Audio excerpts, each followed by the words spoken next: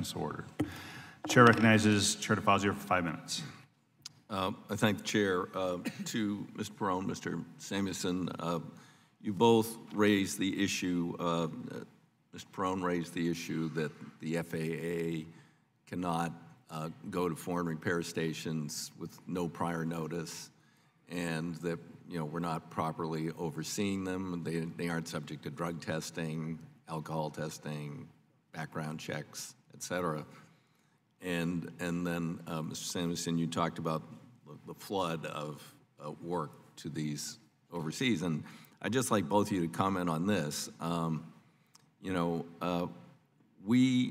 are no commercial flights, to the United States from El Salvador, yet airlines are taking empty planes to El Salvador for maintenance and repairs. This causes some concern to me. I mean, either of you want to comment on that? Yeah, I would say that USA-flagged carriers that perform work in El Salvador, particularly where they fly empty planes there, to have maintenance done, there's only one reason for that. And the reason, well, they've been permitted to do it by the FAA, but the only reason for that is the pursuit of profit. There's no other reason for that. They're certainly not sending planes to El Salvador because the work is done safer in El Salvador than it is on United States soil. You listed a few pretty disturbing examples of poor overseas maintenance work. Right. I mean, so there's plenty of those, but one specific example is April 5th, 2018, a plane that was serviced in South America came into Chicago O'Hare, and TW mechanics found vital engine components that were held together with duct tape. Duct tape that was applied on foreign soil by non-certified mechanics. That's just one example. There are other examples as well that we can provide the committee after this testimony. We would love to have those examples. I've been on this issue for years. Mr. Perone, you want to comment on your concerns about this?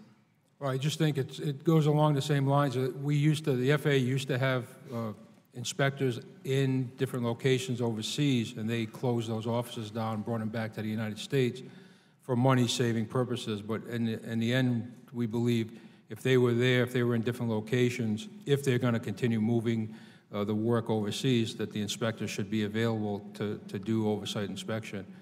We agree with our brothers in TWU as well that the work should be done in the United States. I think we got the greatest country in the world to see and do the oversight, and why not keep it here?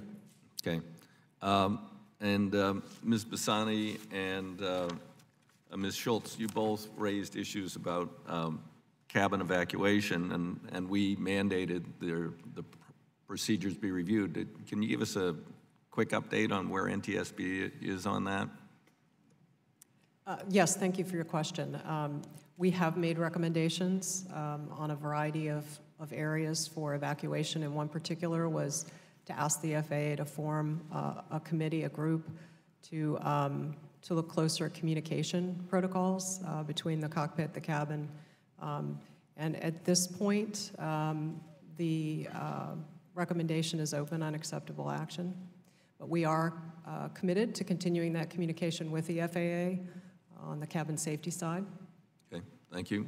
Ms. Bassani, you raised the issue about the length of time for one particular evacuation and problems with it and carry-on bags and all that. Could you just give us what, and you also raised the issue of seat pitch and width, and of course, I mean, are you witnessing the people having trouble getting in and out of those ever narrower and closer together seats?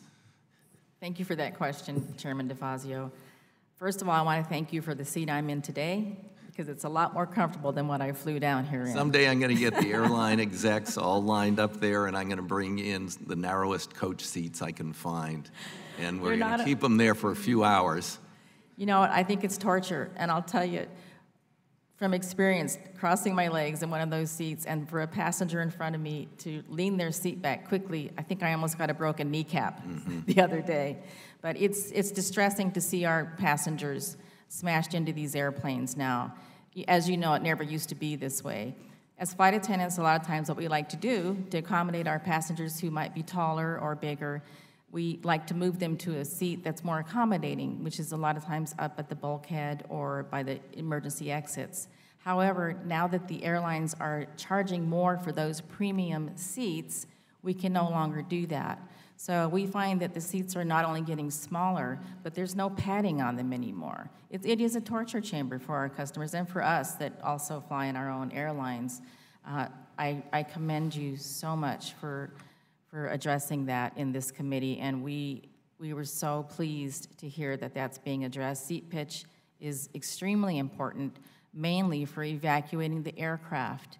The passengers already, in the normal case of getting on or off the airplane, are having difficult times getting into the aisle to sit down. Can you imagine in a stressful situation trying to evacuate in a real-life scenario passengers from a plane that is burning or that is, half tilted or upside down? Listen, these people are having a hard enough time, like I said, getting in and out in a normal process, but in an evacuation, it's going to be almost impossible. So that's an extremely, extremely important provision for us. Thank you for that question. Okay, thank you. Thank you, Mr. Chairman.